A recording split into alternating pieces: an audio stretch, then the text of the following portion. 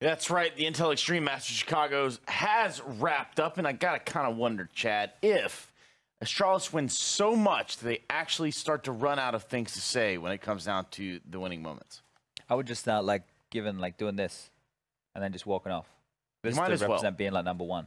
But they are #1, and I think that interview there with Glaive saying it was very difficult for them. Maybe people don't understand. It's like, oh, but they won that final relatively easily. Yeah, I just looked at myself on the preview monitor. I look like an idiot with this mustache. Anyway, the point is, Trace, that was a tournament where they had to go through a lot of adversity, right? Because their players weren't playing towards the top of their ability. They were having games where it was maybe just one player showing up and having clutch plays or big plays to get them through. And they actually lost some games, right, that we don't normally see from an Astralis.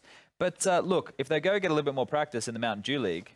Yeah, which is where they could be drop finding themselves, heading over to esca.net/MDL. That's the surefire path to the pro. You can find all the content for MDL schedules and standings by checking out that website. Or if you're old school like us, you can head over to play.esca.net and then navigate yourself around that website. That's the only way I used to remember the link, play.esca.net. Yeah. Yeah, which is not necessarily necessary, but it is in order to play in the Mountain Dew League. It's going to be play.esca.net. That will be how you can play in 128 ticks of CSGO lovin', and you can get all the lovin' of all the rounds, Chad. This is Astralis' roster results ever since they added Matchday Boy this year at tournaments. They came 5th to 8th at Starladder. They came 3rd to 4th at Katowice, 1st in Sydney, 1st at DreamHack Masters Marseille. That was like a very dominant win there. And then, 1st at IM Sydney, the close qualifier, not in Sydney. In Sydney, they actually didn't win. They won Pro League. They came 2nd in Sydney. They won ECS finals. What else did they do? They came 3rd, 4th at ESL Cologne. They won E-League Premier. They came 2nd at DreamHack Masters Stockholm. They came 1st at the Major at Face It. They came 1st in Istanbul for Blast Pro Series. They came 3rd at Blast Pro Series Copenhagen just a couple weekends ago. They just won IEM Chicago, and now they're at the top of ECS and at the top of Pro League. And everybody is winning that's using an Intel processor, Chad. Yeah. Guaranteed all 5 of those guys, plus Zonic, are using an Intel processor. Might even be a Core 7, might be a Core i9. Who really knows? What we do know is you can game, stream, and record without compromise on an Intel processor. Hey, Trace, I got a question for you. Back in the studio, Chad. Some of the best laptops in the world. The MSI laptops. Do they have the Intel processor? Yeah, I was going to say you can't have a great piece of hardware without having Intel processor. Okay, so if I was looking for something to carry my awesome laptop around in and I wanted to go to a shop to buy something like maybe like a bag, where would I go? Well, that depends. What sort of branding would you like on this here? I wouldn't mind some ESL apparel. Okay, we can probably do that. I think you can head over to the shop. It's just like shop.eslgaming.com. Sounds good to me. Sounds about right. Could be wrong. Could also be wrong about our next matchup, which is Windigo and HellRaisers on Dust2. You might notice that there's a little bit of a flyby going on behind us. That's because that is the digital battleground for these two on their second square off of the night. So I guess to talk a little bit about this matchup, we did just see the first game go to overtime, surprisingly, even with John standing as the coach. What I want to happen from Windigo is for them to play a little bit looser. Ships was making a lot of plays in that first half, and I think they can definitely disrespect that CT side right now of HellRaisers because that's where it's going to be harder for the rotations. You can actually pick a bomb site and bully Jonta, and that's what I'd be trying to do. Whether it's mid-round, whether it's early round, it shouldn't really matter. If they leave it late round, that's where your playmakers like Issa and Vox are going to be able to be spoilers and make sure that you can't get anything done.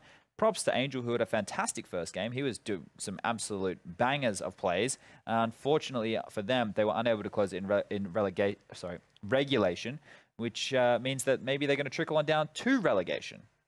It's not where you want to hang out. No one ever really wants to hang out in the relegation area. That's the real gray area when it comes to the standings and the leaderboards and where it all ends up at the end. But I guess within these two teams, are we that surprised by the Windigo kind of lingering around down there? I think maybe HellRaisers, yeah, that's one you could say, well, give or take this roster situation, they are not one that you would expect to be down towards the end of the pack. And I'd say they're pretty upset about that, just looking at Voxic's most recent tweet, which we won't even try and paraphrase. But this is just sometimes the way the cookie crumbles. I don't know the rule exactly. I'll wait and allow ESL and ESEA to openly say what the situation is. All we know is that Jonta has to stand in because they've recently made the change with Bondic for Hobbit, and they used Hobbit in their first game. Apparently that was not allowed to happen. So yeah, I think this is, if you're going to play any team that has a coach, right, playing for them, you should be winning that game, right? Yeah, easily. The only team which I would say can maybe get away with that would be Astralis, and that's if they're versing one of the lower teams. But even still, they should be pressured, they should be pushed, they should be taken all the way. Well, even with Astralis, Chad, it's not like their practice regimen doesn't necessarily set them up to use Sonic. They use him during practice. They do the whole switch off. You know, we were talking about it there in Chicago, and he says it in the interview, like, hey, our practice regime is a little bit different. And one guy that's been practicing his entire life for this broadcast, for this game solely, Henry Greer. Thank you so much, Grace. We are here live on Dust2. Chad, it's going to be one hell of a matchup here. I'm excited. Windigo, HellRaisers, on the map of all maps, Dust2, the El Clasico. I really like these cinematics. They give me a real alternative view of the map. It's pretty cool, man. It is pretty cool. How does it make you feel? It's exciting. Dust2 is it's so weird. Like, it's actually like in top level CS right now. It's actually quite weird to see it in like a series, you know? Yeah. Like, oh, Dust2's got through. Everyone's kind of hyped. Like, why do you think that is? Why do you think it's dropped off in terms of its significance? In terms of I don't know. When we first saw it getting played, it's like teams have forgotten the basic protocols, which is weird because Dust2 it should be super easy. A lot of maps in Counter-Strike, especially these ones that are maybe more T-biased, like your Caches of the world, your Dust2s, maybe your Mirage could be argued in a similar sentiment. They're more like chessboards, right? Because once you take a piece of the map, then they take a piece of the map. And that shouldn't be too difficult to theory craft. People should never have really forgotten how that played on out. What I was just saying to Trace, though, was I want Windigo to play a little bit looser.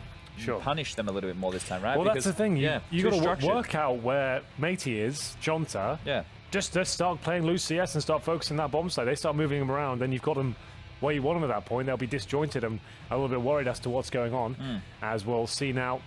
Dust2, you can see the lineups on screen. Windigo certainly the favourites going into this one, all things considered. Remember, HellRaisers are playing with the coach today. They've just signed Hobbit, and due to the rules, he can't actually be part of this particular matchup. So they have to play with Jonta, who, to be fair, he plays the style he should be. He'll be just holding on for one kill, playing positions where he's not aggressive, he's dropping weapons, and he knows his role within this squad right now. And they got to overtime, so it wasn't all bad news. There was definitely a chance for them to pick that one up. As we are waiting for the match to start. Have a technical pause. These guys have not been great on the old technical issues today, I will say that much. They have been slowing the games down, but it just adds to the excitement. What's the hurry, you know? what's the rush? I guess these are the questions. Yeah, maybe we should ask them. We've got Windigo playing after this one, so we are waiting for that game to start whatever happens, because it's going to be Windigo NIP. So we'll get into the action momentarily. As the technical pause continues, we're just trying to make sure everyone's ready to go. Chad, are we going to say HellRaisers are going to be looking better on this style of map?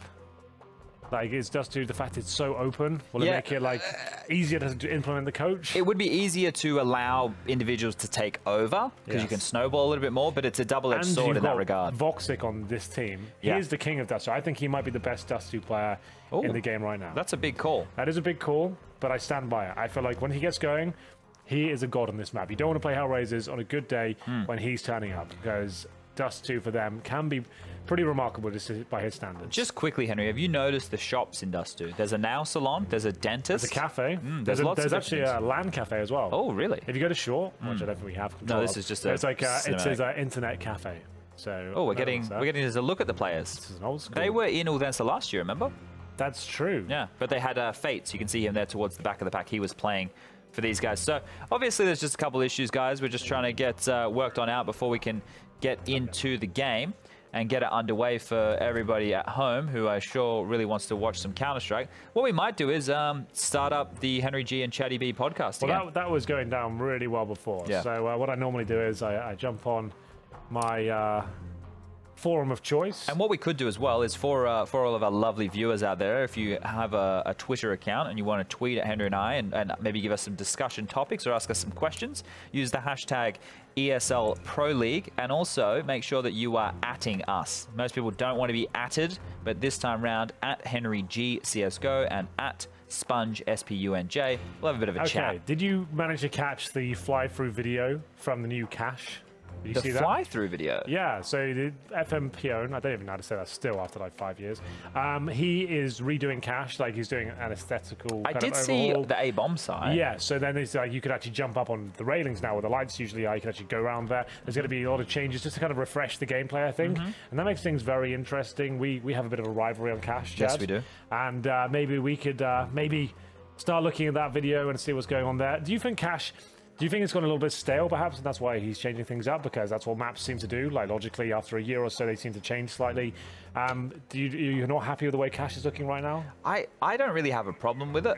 I know that a lot of people don't necessarily like the way that the map plays out in some regards, because it is so you take one part of the map, we take another, and you can do a lot of gamble stacks as well, which I don't think people like that element of it. I know that there's some in-game leaders who don't even touch it, and even the best team in the world right now, oh, hello. Hi. Even the best team in the world, Astralis, that's the map they don't like playing. That's the only thing, right? Because at this point, this is such an interesting conversation. The only way you can beat Astralis right now, I think, is if you have... Nuke. Well, that's the thing. You have to have 7 maps in your pool, because no one has... like Nuke for them, like everyone else has got go-to V2s, like Na'Vi have Cash, for example. Astralis, like you said, they have Cash as well. Yeah, that's their their go-to. And like no one really seems to be able to take Astralis down, because the second map on all the games in the best of 3s, the best of 5, it's just like, well, you're playing Nuke, so you better win this first map or you're done for. Yeah, pretty much. And I think that, look, maybe after the Katowice major, we're due for another map change. Yeah. I'm hoping that version of Cobble doesn't come through. I saw a lot of tweets from players being like, oh, the new Cobble looks really good. I think the new Cobble looks terrible. I think the whole idea, right? Let's do this. Screw it. Let's go deep. Here we go, ladies and gentlemen. All right. Counter-Strike maps do not all need to have parity. The coolest thing about Counter-Strike is you can have a map that is heavily CT biased, or you can have a map that is heavily T biased. People wanting maps to be like more fair, you are morons. You are actually... So the ideal world for those people is that each game is 8-7.5. That's so bad. But like the thing is, like when you had the really CT-sided maps, like in Source and 1.6, like more Source, like Train, Nuke, and even Inferno at times as well. It was like you would win the knife round, you start CT, the idea, well, we've got to set our score. We know it's going to be rough in the second half. If we can win this pistol, it's huge. We need to try and maybe go for double digits and stuff like that. And I think it actually sets a more exciting storyline. These guys are trying to break through the defenses. If they come up with a great strategy, and it's not just down to a couple of quick picks here and there, they actually execute fully onto a bomb site and overwhelm their opponents with tactics. That's actually really exciting to watch. As the kind of encourages more creative play with the strategies, right? Instead of just, let's just run a default, work some pits, group up, contact into the bomb site. If every round is exciting, then no round is exciting. Yes. The viewer needs to understand that. The pundit at home needs to understand that. If every round somebody can win with a low buy or some dumb play, that really takes away from the well-orchestrated executes. That takes away from the finer points of Counter-Strike that make it so interesting. And that's why I took so many qualms with this whole money change situation coming in. First of all, it doesn't actually address the issue with the CT-sided economy problem, right? It actually just gives us, and to be fair, it's been playing out in a remarkable amount of different situations. We have teams who go for the full eco, we have teams who go for force buys, we have teams who are exploring a bunch of different options. Now, I don't think it's completely broken the way things play out. I don't think it's fixed any issues, though. I think it's just delayed an issue or brought an issue one round earlier, right? So we need to make sure, this is a very important point, we need to make sure, as the viewer, as the commentators, as the analysts, as the players, that we are correctly articulating the problems at hand. We're not painting something with a brush and going, this is the problem. We can say everything we like, Chad, but it's all just falling on deaf ears. We don't know what they listen to. We don't know who they're listening to. That's true. Apparently, they're listening to Don Hassey more than listening to like us, for example, you know, because at this point, his tweets seem to be on getting retweeted and the most traction from Valve and stuff. Like, where does everyone stand at this point? You know? Yeah. Well, it's all a bit odd, isn't it? Maybe that was just a coincidence. Who knows? But at the next major, we might need to sit down with them and have a bit of a. That's the whole thing. We definitely need to get stuck in. There needs to be more clarity on like who is the voice of reason, who's on the CS:GO team, who's in charge of what. You know, it's like it's a little bit. Might have a meeting of the minds, maybe in Katowice. Yes, maybe. But we are live, and we will be seeing a mid to B come in very quickly as the flash will go on over. That forces Blocker back to the bomb site. Smoke to abscond the vision of the rotator Bubble and Trouble. As Bubble, the man who we just talked about, gets 2 crisp headshots. That's going to put pressure on the players coming in from Window and Dark, Dead Fox and Issa respectively. And the bomb is down, Henry. This is going to be a hard one to get back. It is going to be tough. Bubble has been hitting some wonderful shots as well. 2 to his name, looking for a couple more here as Issa and Dead Fox look to pick up the bomb. Flashbang out, doesn't affect Bubble at all. And Dead Fox being so low, he'll be dropped surely as the bomb comes closer and closer towards Bubble. It rolls down the hill. 3-on-1. Issa can't really do much of this. He is a fantastic player, but this looks like it's a bit out of his reach. As he'll just hold up now, it's got 45 seconds. Might as well use it, actually opting for the Glock here. I assume he didn't have many bullets left in the USP. Finds another one. He's got a nice fresh magazine there as well. So in it goes, and a chance for him to actually find a couple of kills. But they're being very patient here. Their objective is just face together when he grabs the bomb. That's all they need to do. And as soon as they grab it, oh, this could actually, that shot I thought was going to connect. It doesn't. But it will be 1-0 as Windigo pick up the pistol. And we go round 2 here. HellRaisers, we have $2,000 per player. They are buying up this round. Just an interesting thing to note with that little peek. Now, I haven't investigated this in a while. It may have been changed. Someone can tweet me and tell me I'm an idiot. That's fine. But when the bomb is down and you have spotted it as the CTs, it'll stay on the radar. And what will happen is the pulsating thing around the bomb will continue to go. As soon as it's picked up, the pulsating will disappear, but the bomb will stay on your radar because he picked it up and they didn't actually know. They didn't have vision on that. But as soon as they would have noticed that on the radar, that's when they swung.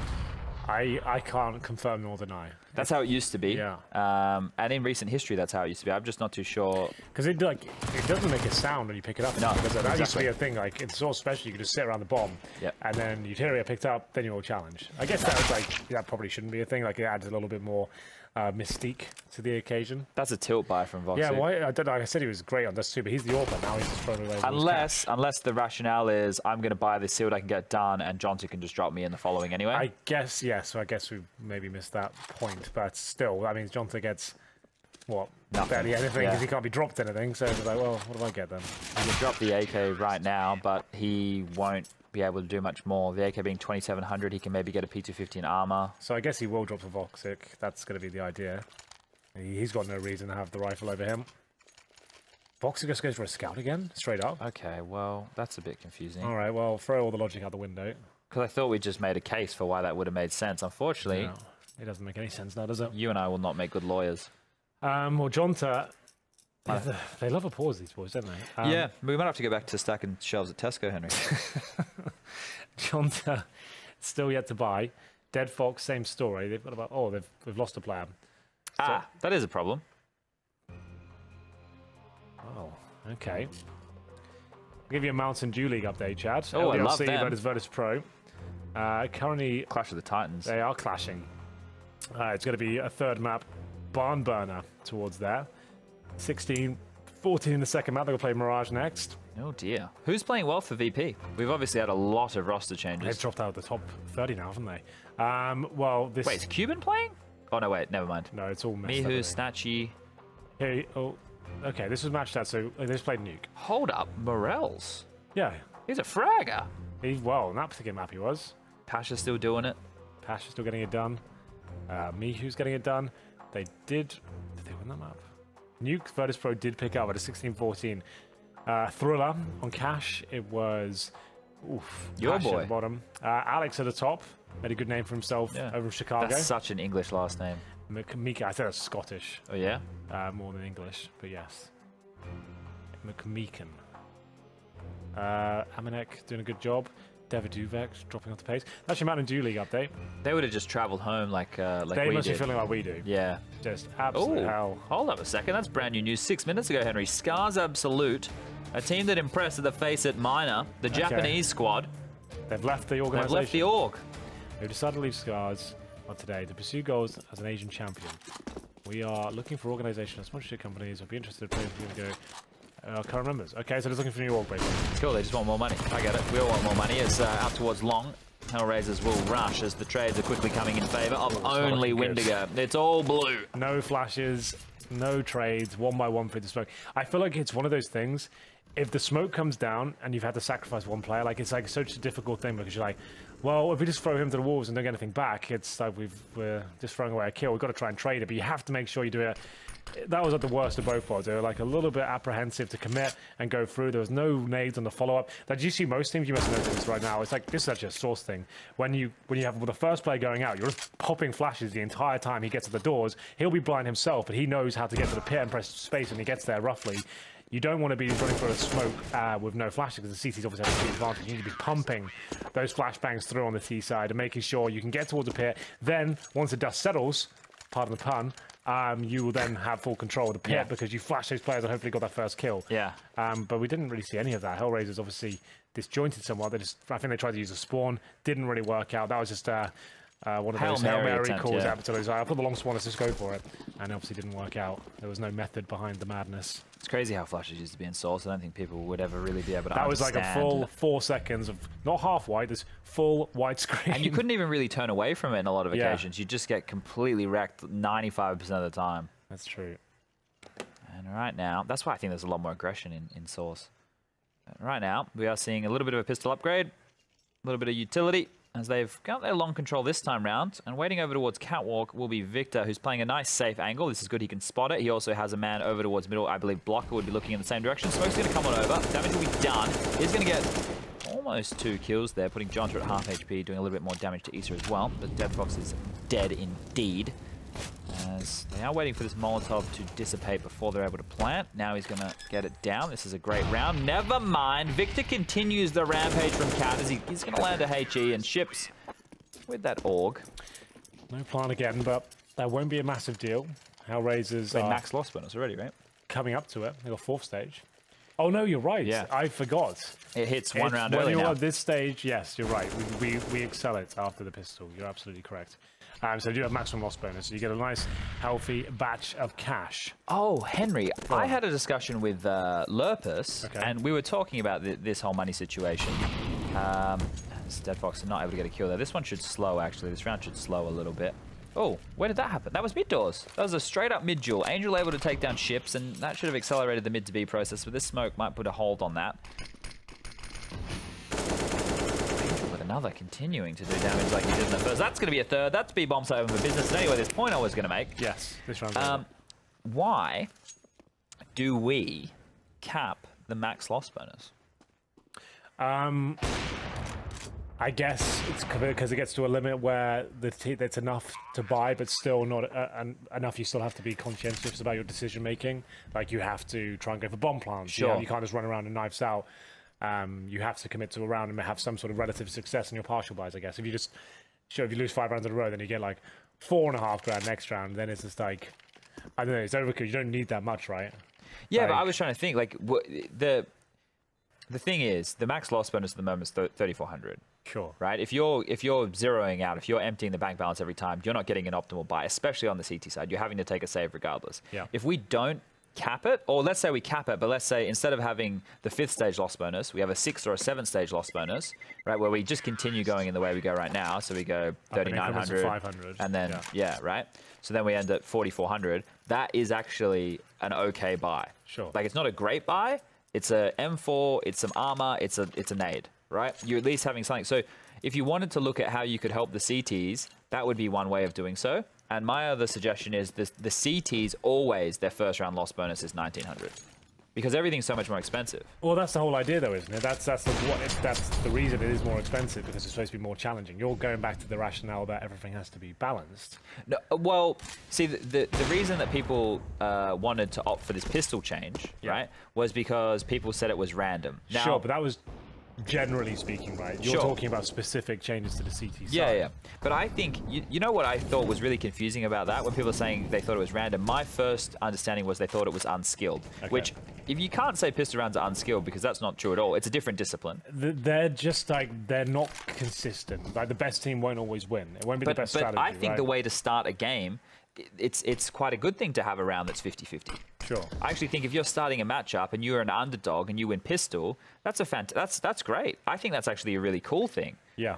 Whereas obviously people disagree with that sentiment because they think that pistol puts too much weight on the game. I guess it's like people like the idea, like, and this is going to be a big spray down, but not quite connecting, but Blocker will pick it up. It's 4-2. Remember, this is a reset round of HellRaisers, so they did have a pretty clean sweep before, so I don't think they'll be... Should be able to buy. That's done for, but this round is over. Back to the point we were making. I feel like, I don't know, it's a weird one to really kind of nail down, because there is an argument to say, like, if you just have gun rounds all the time, then we'll know who the real best team is, or we'll kind of bring it right down there. But at the same time, we've been doing this for so long, and it kind of changes, like you said, the storyline. It kind of removes that exciting factor that an underdog team can bring it back and punish some small mistakes or a bit of luck they've got, and they've managed to carry on with it.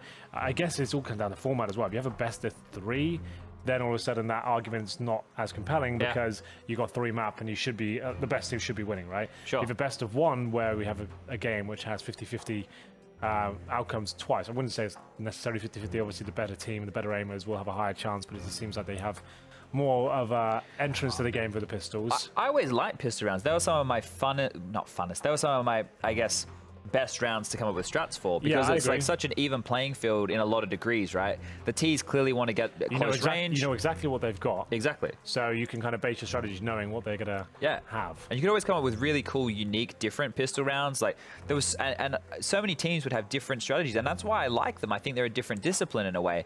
And the idea that people think that winning pistol is an immediate 3 rounds on the scoreboard obviously have not been watching Counter-Strike over the last 3 years, because we do see, Henry, a lot of teams winning 4 spies. Like that just goes without saying. And it hasn't changed anything, because if you in the old meta, if you lost pistol and 4 sport second, by the time you get to the 4th round, you would have a low buy anyway. So now what's happening is you're maybe 4 spying second, and sorry, you're not 4 spying second, you're buying on 3rd, and you still have a low buy on 3rd. You should still take the ecos or 2 pistol upgrades to get to the 4th to have a proper CT gun round. Sure. Chad, I'm just going to give you a stream update here. Okay. We've got Bubble, who's disconnected from the server. Oh, yikes. And we're hoping he can get back in. This has been plagued with disconnects and dropouts this evening. Yeah. It's 20 past 9 already, Henry. Isn't this the next game supposed to be starting at this time? Yeah. Well, it's Windigo playing anyway, so no one's waiting, I guess, is NIP. So we're hoping to get Bubble back in, but they really have been pushing the boat out with the delays this evening. I'm not sure how much longer we can go on, but either way, we'll be patient. We'll crack on. And luckily, we've got you and I here, because the podcast is in full swing right now. We love it. We did have some questions sent in, so I'll read some of those out, perhaps. What's a good one? I'm not sure that's a great one, but I'll go with it. It's the only real one we've got. Do you guys think Na'Vi should pick up a Dren from Gambit Esports? I'm going to answer this with one word. Just no? No. No offense to a Dren. I think he's a great player. But I guess, he's got in-game leading experience, but Na'Vi's working, right? Yeah. You can't win every single tournament in the current landscape. It's not possible. Like we said, the top 10 can beat each other all the time. They're consistently getting finals, though. They're winning trophies this year. Like, it's all working. Like, say what you want about maybe some of the players in terms of individual level compared to other world stars, but overall, like, Dren's not going to be the solution. He's got his own issues, and we're not sure what the relationships are like between all those players, and there's no real way of knowing, to be honest. Their skill ceiling as a team is so high, though, right? Like, they have very low lows. We know that. We know that there's a lot of fighting. They're a very fiery team in that regard, but their highs, when you have Simple and Electronic playing top of their game, with Zeus, Edward, and Flamey all contributing where they need to, they are a team who can beat Astralis. Right? Like that is a possibility. This was the kind of the conversation with the Liquid thing as well. Like Liquid can beat everybody besides Astralis, pretty much. Sure. Liquid can beat everyone, but they lose to Astralis. And that's why if you're consistently coming top 4 or top 2 at an event, that's a fantastic achievement. Whereas FaZe, they can beat Astralis. Ninjas in Pajamas, they've shown they can beat Astralis. I don't know if they can do it consistently, but they've shown at least recently.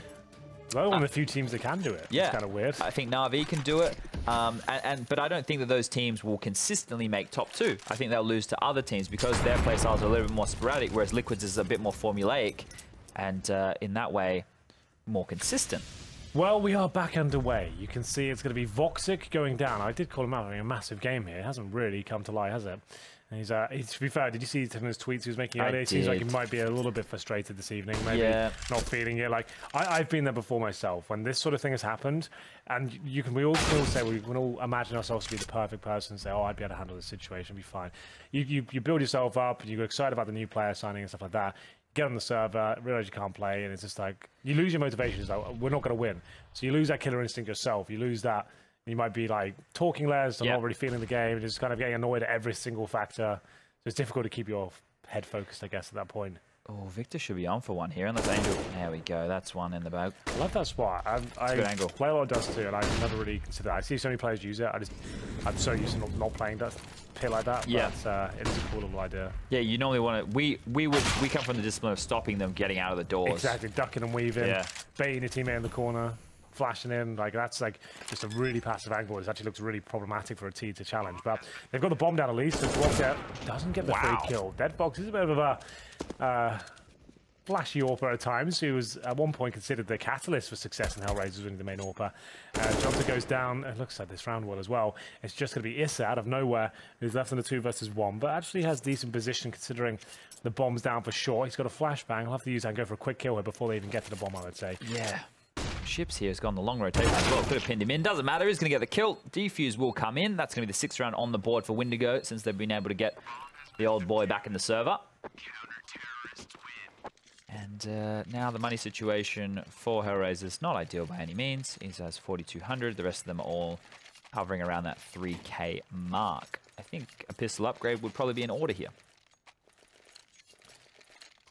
I think you might be right. Jonta has got the P250. He's going to keep his money at a reasonable level, though. They're pretty much full eco. There are a couple of upgraded pistols here or there, a smoke or two, trying to get the plant to have a shot. I think they're going to smoke Xbox and flash in, luckily, to avoid the nades there. So the Xbox smoke. Oh, have to run the gauntlet here. Someone's going to be taking damage. Oh, dear. Look at all that. They've taken a lot, haven't they? Victor's loving it. Oh, not bad, actually.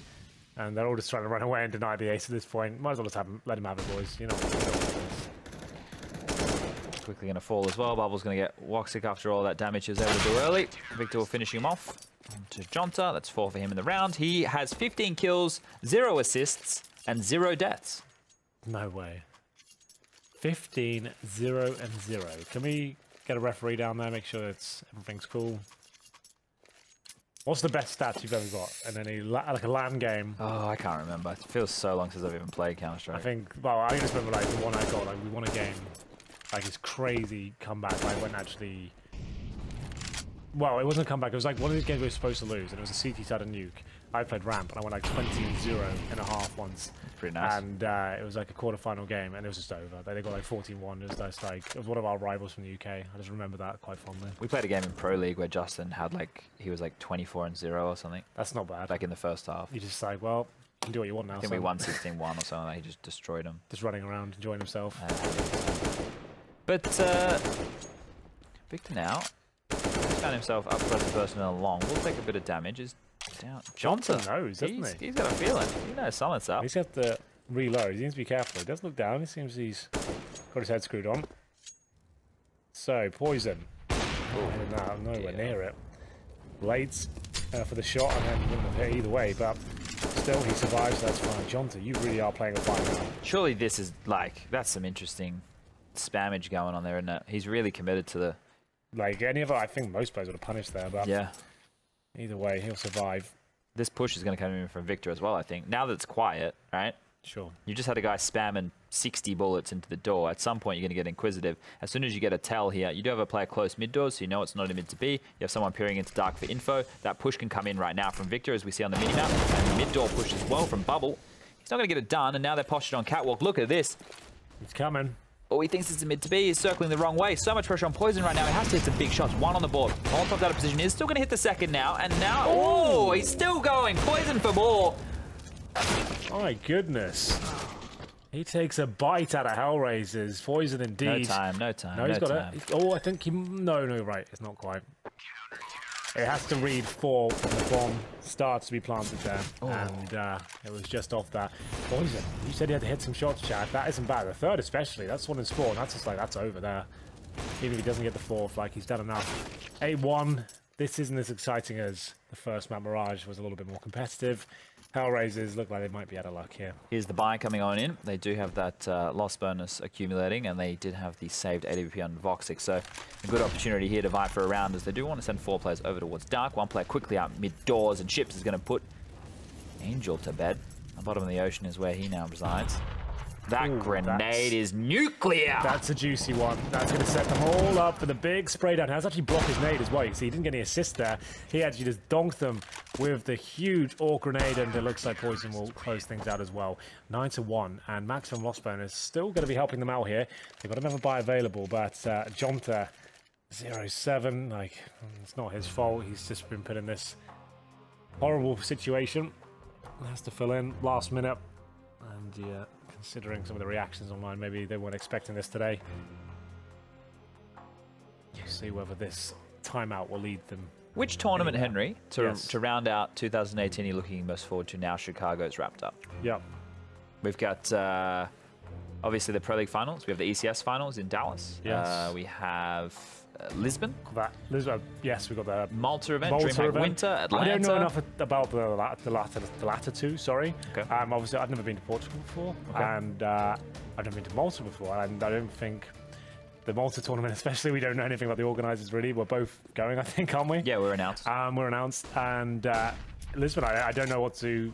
Like, I think that the last one is interesting, but it's difficult to really get like super excited about it, right? There's so many best of ones and stuff, but I don't know, Pro League Finals is always quite iconic, I think. It's always a good one, as Poison looks to shut that run again. Can't quite get the quick scope to finish things there. It's going to be double digits from what we can gather right now. Dead Fox is over This would be a clutch, wouldn't it? Yeah, this, like you say, he's pretty decent with the AWP here, and he has got the bomb.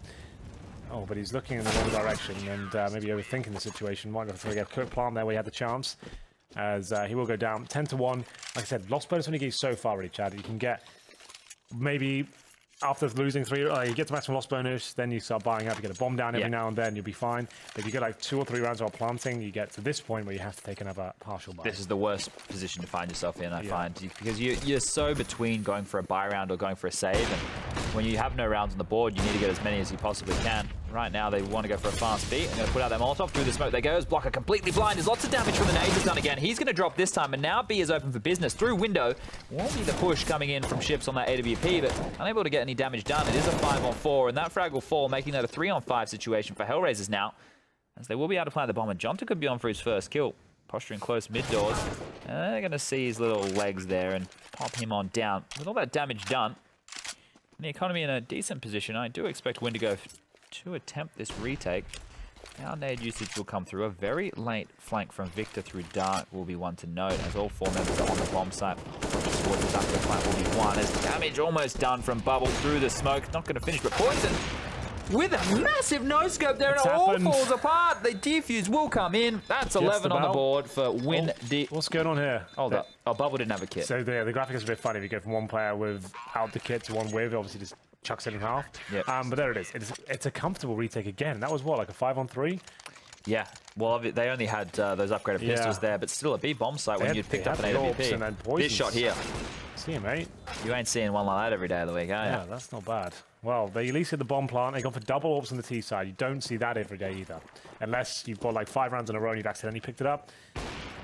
This isn't really a thing you see too often in high-level play. Obviously, in your matchmaking, your ECA games like this might happen quite a lot. You see some real stuff in matchmaking. Yeah, but like double AWP setup, you don't see too often. Like Dust2 is probably one of the most ideal maps for it. If you were going to have one, it's on a T side in general. It's not really seen too often in high-level play.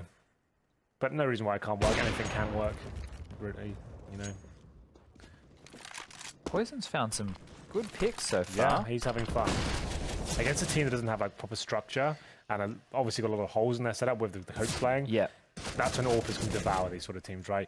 That's what the tactics are set up for in general. So the defaults are to eradicate risks and put smokes down, to block vision from the AWPers and have calculated takes, which have flashes that take him out of position.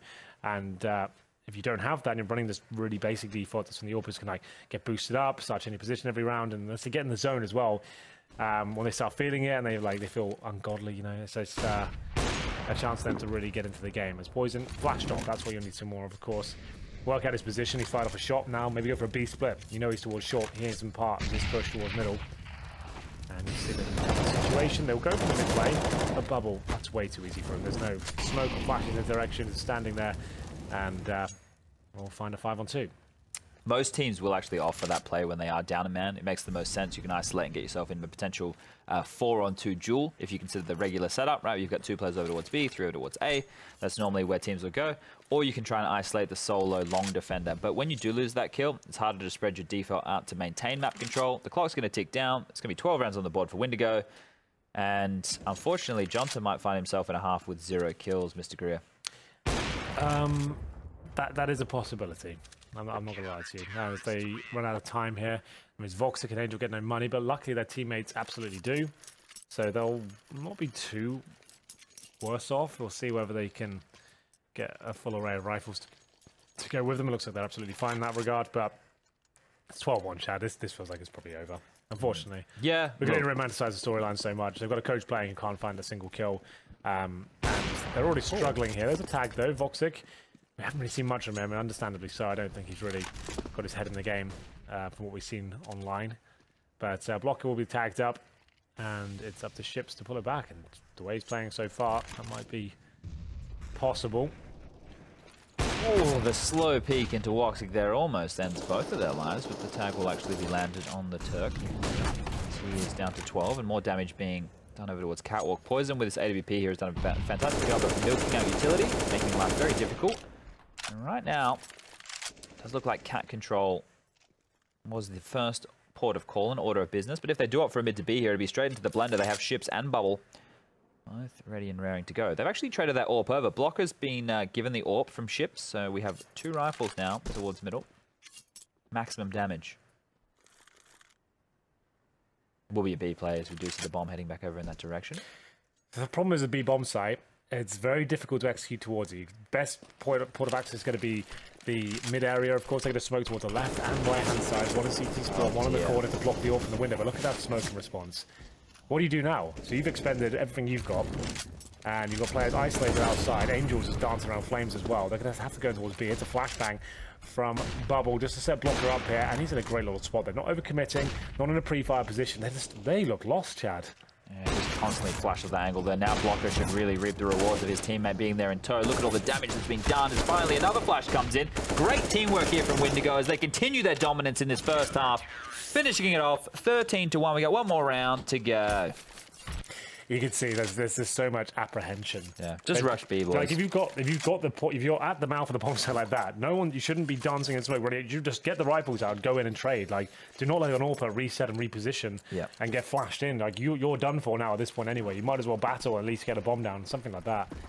But obviously this is all. It's a mess. It's a mess. The coach is playing, and I don't know why I'm getting so into it, but. Well, at least we still care, Henry. We're just explaining the situation. We always care. That's what I'm paid to do. I've got to break it down. I can only break down what I've got in front of me.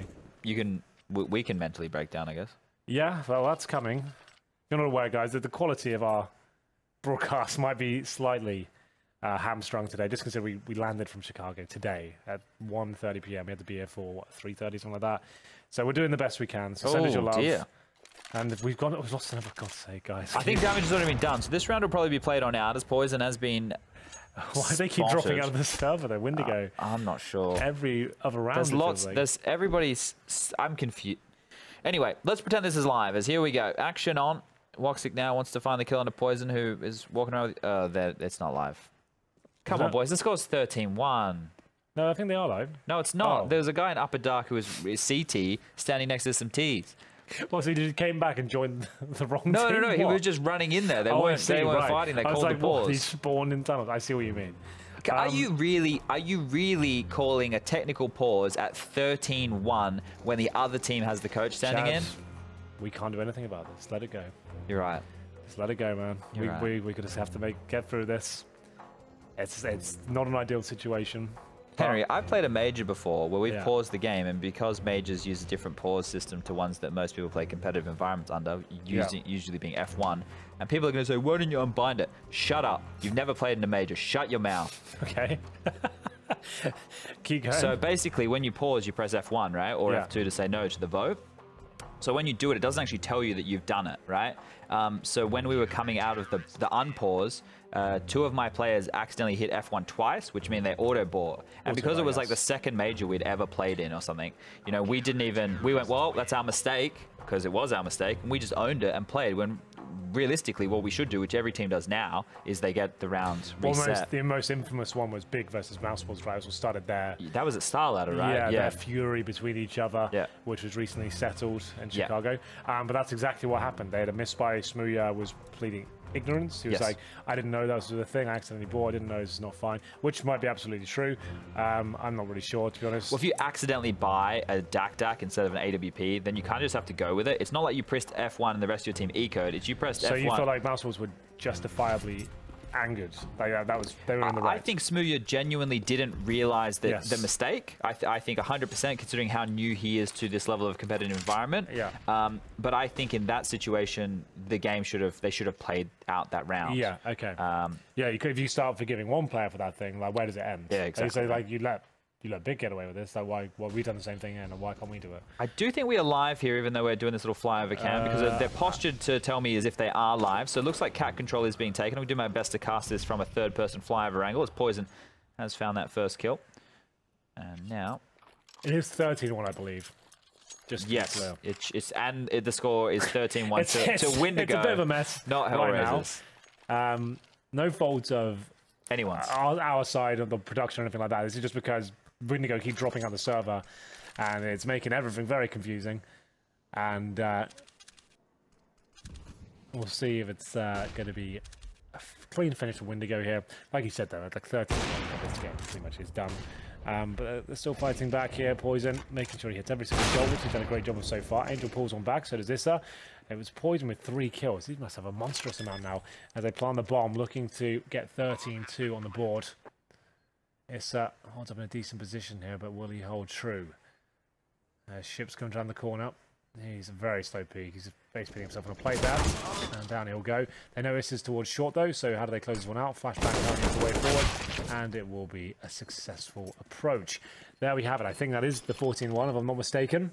Indeed. Just some cracker news coming through. What have we got? Straight off the wireless, Mr. Grit. I'm a Pet, the coach of NRG, has just tweeted, seems like our match versus Renegades won't happen tonight as they're forfeited due to traveling to the minor qualifier online in Australia. So it looks like NRG have qualified for the Pro League finals. Now that is a weird one, isn't it? Now, where do you still sit on this whole Renegades debate? Should they be playing the North American No, setup? I think that considering what the majors are, it's a representation of all regions. Your core 3, core 3 players. So I understand the rules, that's fine, but like, just looking at it, like you play only North American leagues, you live in North America, like you just getting through, like, just the fact you have a passport, is that like...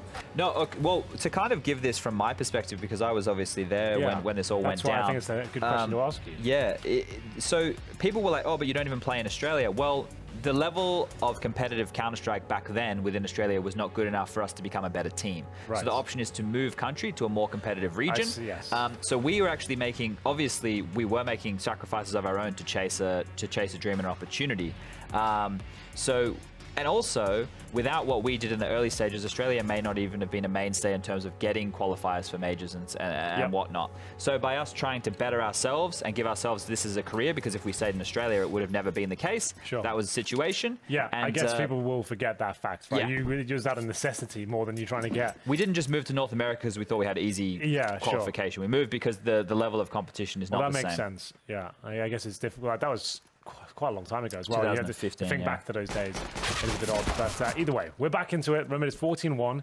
Poison's got the first kill. He's had a hell of a game, hasn't he? Yeah, him and Victor. Victor was at one point sitting there on 15 kills without a single death. So this time around, we have all 4 players posturing over towards long, with Poison, as we just saw, getting a lot done towards middle. But another kill by Ships will go on down. And looks like this one is going to be done and dusted quite quickly as the A bomb side is given up. The score on the doors will read 15-1 unless Jonta and Issa can get something finished off, but I think that's it. Oh, hello. Hello. Imagine now. 1 on 3. Crowd on their feet. He just faked a CT spawn drop here as he wants to continue forward, unable to find the head, then will finally be taken out from Victor. That's 15 rounds for Windigo. 1 more, and they've done it. Well, those Jonta's first kills in the game, they actually were. He goes from 0-13 to 2-13. Good stuff. But that is GG. There's not really much point building up anything much more than this, Chad. It's very difficult, ladies and gentlemen, to come back from a 15-1 on the CT side of Dust2 with your coach. Playing as well. There's a lot of variables going against you right now. You've lost the pistol. You've got no money. Maybe you've lost the plot as well. You haven't got your full team. You're 15-1 down. It's all gone wrong. As we will see this one find its logical conclusion. It's going to be a 5-on-2. Issa and Jonta, the last line of defense here. There will be HellRaisers picking up a single point out of this excursion, I would say, Chad. They got 1 in overtime after the loss there, and obviously 0 here. So they're going to be a little bit gutted with this one. We know they were on the precipice of making it to the Pro League finals as well. So we have a very gutting victory for them, and we will see if this is closed out quickly. Jonta, he's still fighting. He's still on the front lines there. Burning the midnight oil, but there it is. It will be 16-1. Windigo will pick up 4 points. No, make it 5 points. Yeah, that's not too bad. All things considered, as we've alluded to basically throughout the entirety of the cast, this is a situation that nobody wanted to be in. It's a situation that we found ourselves in. And unfortunately, that's just sometimes the way the cookie crumbles. Yes. Sometimes the way she goes. Water under the fridge. Sometimes she does go. And this time, she didn't go very far for the likes of HellRaisers. My goodness. There's nothing we can really analyze either from that game. I couldn't even sit here and try to build this one up to be any prettier than it was. You see that deficit right there between the 16 and the 1? Those are all the rounds that HellRaisers lost, which means they lost the game, which means it's over at least on Dust2. But this kind of does serve as a decent-ish warm-up for Windigo going into Ninjas of Pajamas, who are also struggling within the realms of Pro League. So there's a positive if you are a Bulgarian fan, if we're really reaching for something. They've warmed up. They were looking good. We did see some good plays. Victor, Ship, everybody was kind of getting it done. So going forward, I guess we can smile. I want to give a shout out to Poison at least. Poison, Orpa, he had some great rounds. So like him over there on rail at A, he was just really holding it down. He was getting it done every single time. Was that what you call it in North America? Yeah, over there on top near the barrels. We call that bridge. Bridge. But what's it a bridge to? Well, the CT spawn. It's a bridge over CT spawn. We just got a catwalk. No, that's catwalk. I'm talking about on the other side towards A site. Yeah, I call that bridge. Where he's holding towards quad, and he can also peek towards cat. He's AWPing like the 50 line. He's AWPing down the 50 line. Anyway, does this enough matter? of that. Enough of this nonsense. Matter it was a very, very rough affair here for Windigo. Or, excuse me, I guess it was rough for them. But it would appear as though they like it rough, because that's how they gave it to HellRaisers. 61 being the score on Dust2. Couldn't have got any uglier than that. Guys, professionally speaking, of course. Yeah. Your professional analysis. Give me something of substance, Henry G. What for? HellRaisers or Windigo? HellRaisers in their current the thing is, like, situation. the problem is this was such an important game for them. It should have been 6 points, locked in, had to play with the coach. And like we said, it was difficult to even build up the enthusiasm to play properly there. So Windigo can't really take anything away from this. This is a real positive for them. It doesn't get them closer to playoffs. HellRaisers will be gutted by this one because they felt this new team could do it, and obviously got let down. I'm not sure what the specifics on the rule was, but they're not playing with the full team, playing with the coach. So it's difficult for anyone to really analyse this one and take anything of worth away from it. I know it's a bit of a cop-out answer, Trace, but those are the facts. No, that's the way it is. I'm just getting a live report right now that the road to Odense is becoming more and more narrow for some of these teams. It's not looking so bright of a future, Chad. You know what's hilarious about that? It's in the other ear. So I like what you did there. Way she goes, Bob. I loved it. I love the gag. But yeah, that's more like a speed bump on the road to Odense. Yeah, and the only bumps that we're going to be taking around here are the ones that are a break going into the next game. We do have 2 more maps for you guys here in the Intel Esports Arena. Make sure you're here with us when we come back. Wouldn't want it any other way.